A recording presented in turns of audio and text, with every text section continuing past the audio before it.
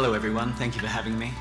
Despite getting off a plane yesterday morning, I'm fit and fighting. After a number of days of travelling, waking up early is very easy actually. But a real pleasure to be here. And a name or a bane perhaps segues from one of Sarah's latter points about the moniker alternative variety or varieties, plural. Is it beneficial or is it detrimental? At this point I would say it's probably neither, but I agree with her comment that it definitely needs tweaking and reshaping. And so let's ask ourselves, what are alternative varieties? Presumably what I saw, based on what I saw around myself this morning during the gold medal round of the final day of the show, most of those are varieties outside of the quintessential, the classical French cultivar model. Most of them seem to be Mediterranean, Spanish, and perhaps even more so Italian, just in terms of the sheer ubiquity of the Italian varieties I saw there. So it provides a polyglot of options, all of which at this stage tick our so-called alternative box. They all seem to be sturdy varieties, not always, but largely later ripening, resistant enough to brace their physiognomies against the challenges of warmer Australian climates, because despite our increasing focus on cooler climates in this country, external perceptions are such that Australia is largely perceived as a country mostly with warmer grape-growing regions. And of course these beneficial alternative varieties are going to brace our vinous future against the ebbs and flows of global warming, all of which are very positive. However, my research, perhaps due to my focus on Asian markets, is largely based on two things, anecdotal evidence and a bunch of interviews that I put together. It's not based on concrete statistics for two reasons. Well, actually, really one reason, to winnow it down. We're talking about a bunch of markets in the form of Japan, China, and as a subset Hong Kong, my three focal points, that are largely consensual, meaning that even if you offer people a survey, they don't actually give an opinion, and they sit on the fence. I've experienced this before with my Master of Wine dissertation, which I won't go into now, but if you're interested, please come up and ask me later what that was about. But virtually everyone sits at that happy medium point, refusing to really give an opinion at all. So based on my 13 and a half years in Japan and regular travel to China and Hong Kong and so forth, I'm going to offer some opinions, often positive, occasionally negative, albeit I hope constructive, and most importantly, I hope, given this environment, somewhat entertaining. Let's bear in mind that what's alternative for us is not necessarily perceived as alternative for others. I believe we need to constantly reflect on that when marketing our so-called alternative wines abroad. Exciting as many are, simply because surely the function of branding, if we define what that means, regional, varietal, or as in this case conceptual, is to communicate with the consumer, and in doing this to emphasize coherent points of differentiation, also segueing from Sarah's very valid points. How are we going to differentiate our alternative wines from others, from other countries, also strongly positioned in these markets, making the same varieties? What's going to make these Australian wines sing with some sort of inimitable stamp? What's going to make these wines wines that can't be replicated despite coming from shared varieties from other cultures? We need to elaborate, to state the bleeding obvious and the broken record moment, which will come again and again, what makes our wines attractive and appealing for those who are drinking them elsewhere. I've been asked to speak about Asia. Asia, speaking about a place as broad as Asia, is as polyglot as talking about alternative varieties. I mean, you couldn't, despite my point about the consensual cultures that reside within China, Japan, and to perhaps a lesser extent Hong Kong, due to its synergies with the West.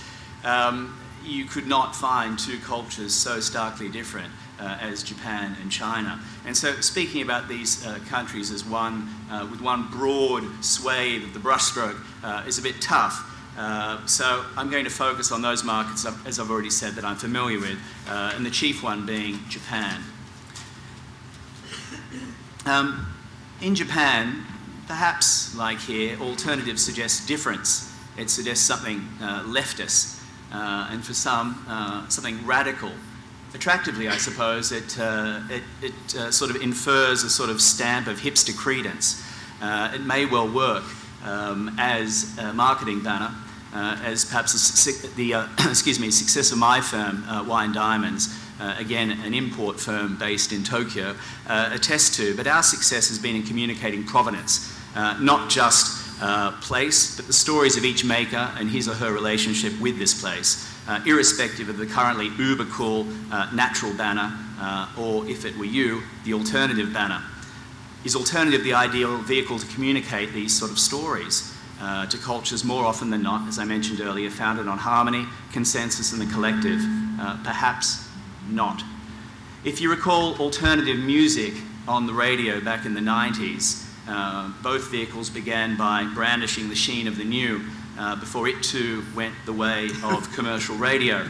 Suddenly everything was alternative. My beloved Smashing Pumpkins sort of moved in terms of airplay to Gwen Stefani, diluting the brand and failing to differentiate the nihilistic rock and roll that I fell in love with in the first place. Suddenly it became everyday pop. I suppose one is alternative until they are familiar. Indeed, many of our so-called alternative varieties are very familiar to the Japanese, and I think this is interesting. The Japanese represent the largest non-European culinary workforce in Italy.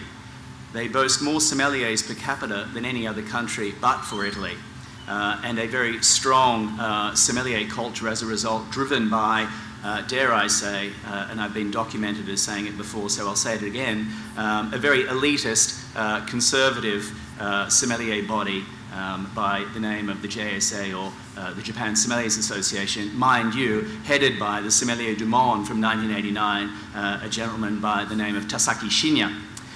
So they might be conservative, but they're very, very powerful.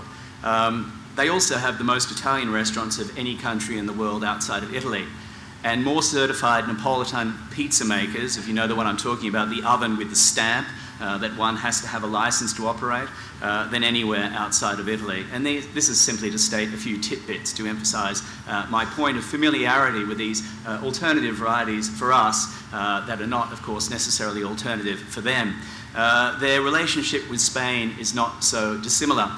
One can go into what I consider the finest department store in the world in Tokyo by the name of Isetan, sit at a bar with a bunch of blue rinse set, fairly affluent, and eat from about 30 different types of ham, some of which cost in excess of $150 Australian for 100 grams, while drinking the likes of Mencia, a slew of sherries and so forth. So again, I would say Italy is the stronger culture to illustrate the point I'm trying to make here, but even the Spanish varieties, for us, they may be alternative, but for many of the Japanese, even mainstream consumers, they're not as alternative as we may think they are, or as we may hope they would be should we market those varieties there.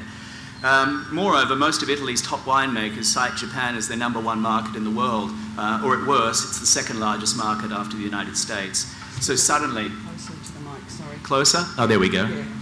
My apologies. I was under the impression that it was actually echoing and therefore I needed to move farther away. I hope you've all been able to hear me, irrespective of my inept use of the microphone.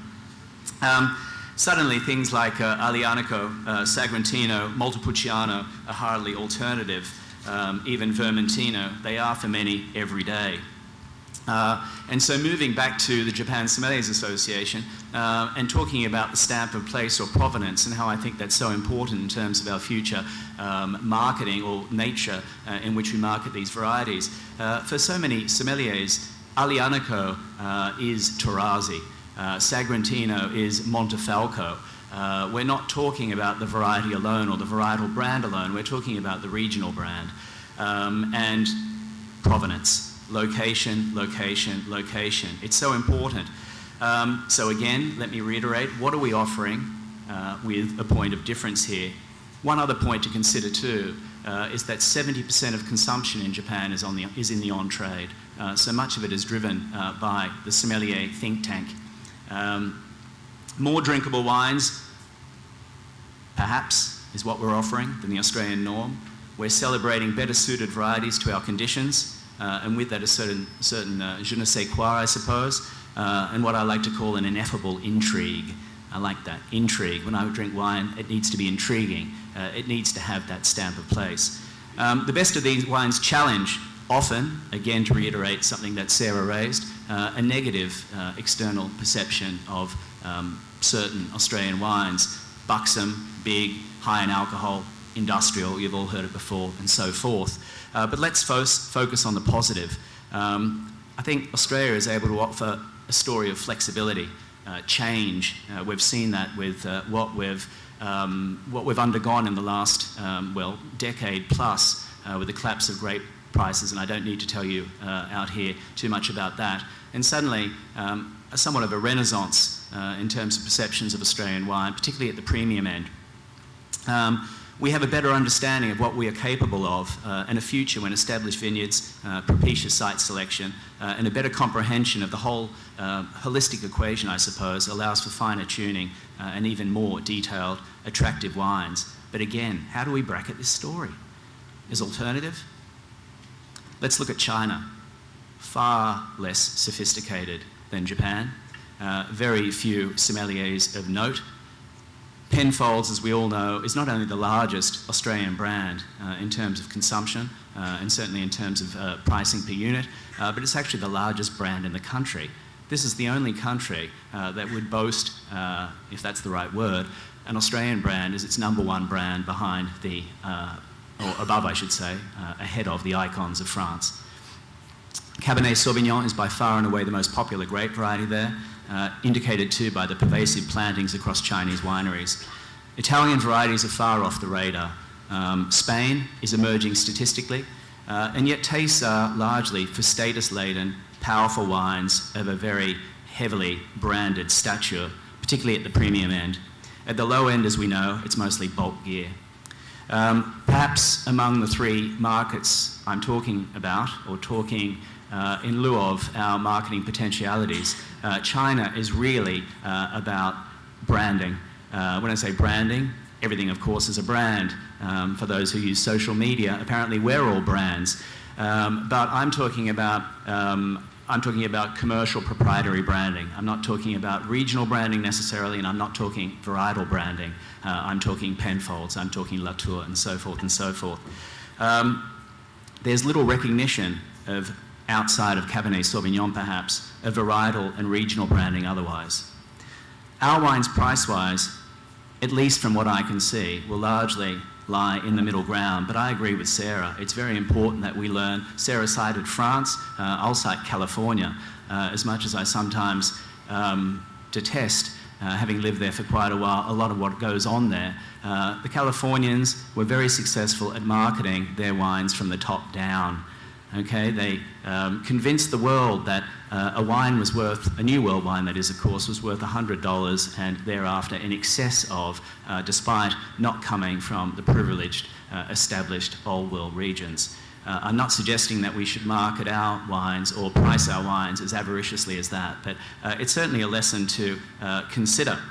I think pricing aggressively and marketing, branding from the top down is a wise move. In any case, what I can see around me so far, most of our wines will lie in the middle ground, and once tastemakers emerge capable of selling this tier as intrinsic to everyday life and food, there are likely to be solid prospects, not necessarily marketed as alternative. Now, ditto in Hong Kong, a more advanced market, yet that one that is hinged on high-flying wines, leveraged, as I'm sure you're all aware, across a zero tax policy. That said, that's only advantageous in the off-trade.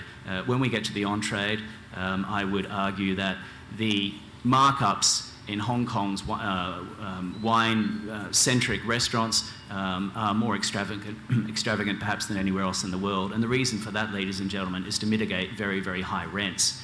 And so what we've got here, we've got wine serving as obscene rent mitigators, and then we also have a sea of expat guzzlers, dare I say, New Zealand Sauvignon Blanc. In both of these markets, though, very different from Japan, the level of sommelier is very low. There are few influential tastemakers focused on wine alone, aside from a gaggle of MWs such as myself. Wine is often incorporated into lifestyle media, and now I think this is crucial. Which brings us to the inevitable question, why would one buy an Aglianico, for example, from Australia, when one can buy one from an established market, established region, for a better price? I know Sarah touched on that, but I know, for example, that the top producers from Torazi in Campania, in Tokyo, in Hong Kong, are selling their wine at a lower price point, certainly at the premium end nevertheless, but at a lower price point than what many of ours would achieve, given the need to get it over there and given our labour costs. Are we offering better wines? Perhaps not yet. Some, yes, but largely no. But what we do offer is freshness, sound winemaking, and potentially, if we communicate it well, a unique Australian story. And that's going back to the need to focus on provenance. I like the idea of blending. This wasn't part of my speech, but creating unique blends is very quirky, quintessentially Australian, suggests our adaptiveness, our flexibility, our forward thinking, and that is all good.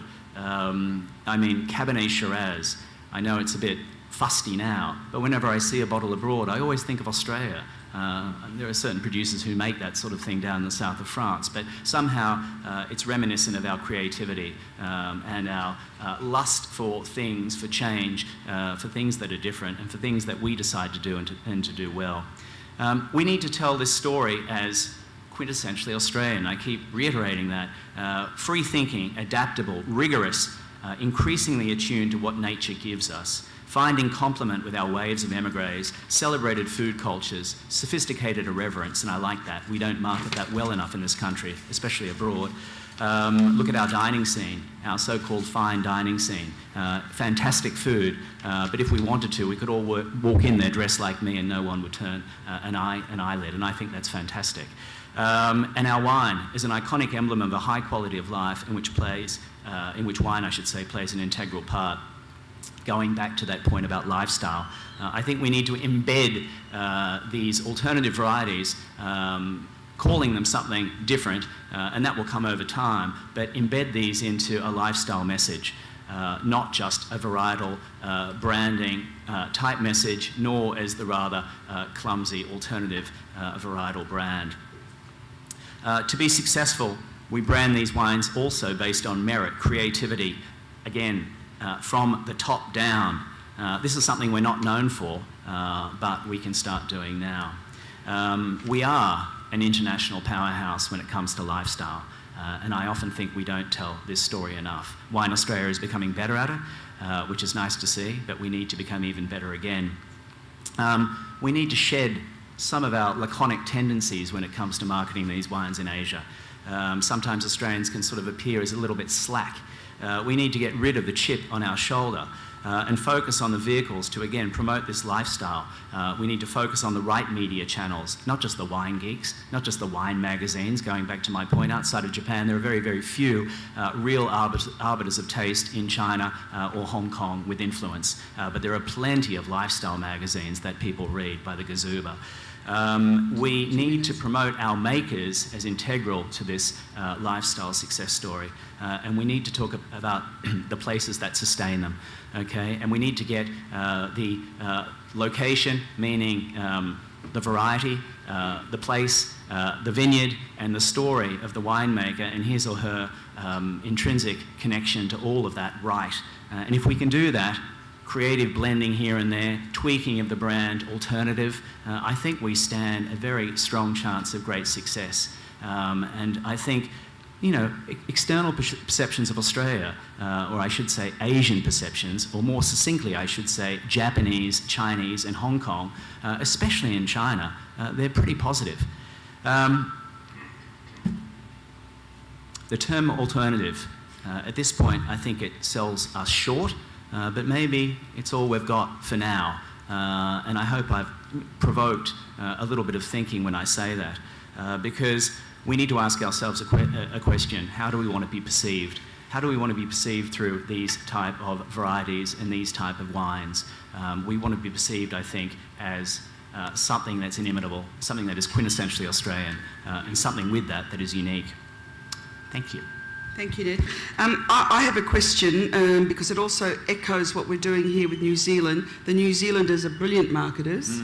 So how do you think they, you may not know offhand, but in terms of their marketing in the Asian market, are they doing better than Australia generally, and with, say, these varieties that we are exposed to here? I don't think they're doing better with these varieties that we're exposed to here. I think they do better because they priced more from the top down. And also I think their story is far more succinct. One could argue that story might become increasingly dull after a little while longer, not because I'm down like all of us and it's such a cliche to bag New Zealand Sauvignon Blanc. Of course, I think we also need to realise the validity and the attraction of that style of wine. The point I'm trying to make is that I think New Zealand is perceived as a bit of a two-trick pony. It's Sauvignon Blanc, it's Pinot Noir, or it's the highway. But what they have done successfully is price and market a little bit more ambitiously than what we've done. Please do have a question ready at the end of this session. There's Ashley then. Sir, Thank Ashley. you. Sir Ashley, it is actually, you're quite right. Sir Ashley. Everyone's a sir. Thanks, Ned. Thanks, Ashley. Yeah. In these markets, are you actually seeing many blended wines coming in from? You mentioned obviously Shiraz, Cabernet, Yep. but beyond that, is there anything else emerging? Well, there is. I mean, there's a whole... Japan is very big on natural wine, and I would say it's a bit more than a niche market there. I would say it's moved into the mainstream. Anecdotal evidence again, but I arrived there around 15 years ago. I've been back in Australia now, give or take 2.5 years.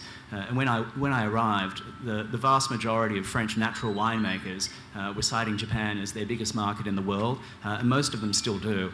And I've heard, although I don't believe, given the emergence of the natural wine niche market in Australia and elsewhere in Western markets, I don't believe it would be the case today. But in excess 15 years ago of 70% French so-called natural wine, depending on how we define that, of course, but let's just say minimal to zero SO2, no additives, and just general low interventionist type making. 70% of that idiom of wine was consumed in Japan. So there, it's a very different story to the mainstream varietal branding or proprietary branding that we see in China. And then Hong Kong probably lies somewhere in between. But it's definitely a more adventurous market than China. We are seeing Australian wines other than Shiraz, Cabernet, but lo and behold, I'm still yet to see any Australian Vermentinos or Sagrentinos or Alianicos or anything like that there. But there's a definite adventurous streak there that's becoming more adventurous by the day. That's great to hear. Yeah. Thank you. All right. Yes, Larry? One more question. Terrific. Yeah, thanks very much. This follows on from your last points.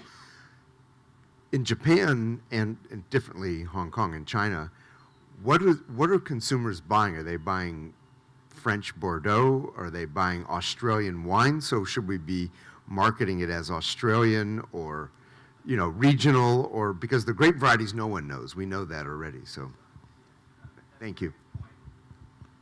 There we go. I think we should be marketing our wines as Australian wine and highly focusing on the emerging regionality of these expressions rather than the varietal branding. I think that's absolutely right. In Hong Kong and China, people are largely buying the regular French culprits. Even Italy has barely emerged. Well, that's an exaggeration. It's emerging, more so in Hong Kong than in China. There is a wine bar in Sydney called 121 BC that many of you may know, and they opened an outlet in Hong Kong. And for the first 2 years, it proved very difficult to sell Italian wine, even among the cashed-up expat crowd, which is mostly what constitutes their audience. But that's changing. I know the owner, and he's told me things are really changing there. So it's nice to hear. In China, conversely, not much recognition of Italian varieties there at all. That said, in Japan, Italy is close on the heels of the #1 European import market in terms of sheer volume with France and ascending. And Chile is #1 in terms of sheer volume, but it's only because, to be quite frank, the trade agreement that they have there, and it's mostly cheap stuff. And I mentioned it earlier, in Japan there is great recognition of all of these varieties, but not so much, let's be frank, no recognition at all of the fact that Australia crafts these varieties. And so that goes back to my point, how do we differentiate ourselves vis-a-vis these varieties, what we're doing? I think we need to package it as an Australian and then honing down on sub-regional branding and the best places for these varieties, and then ultimately a lifestyle story about what makes Australia so great and unique. And we've got plenty of things to brag about when it comes to that. Absolutely. Thank you. Thanks, Thank you. Ned. Wonderful.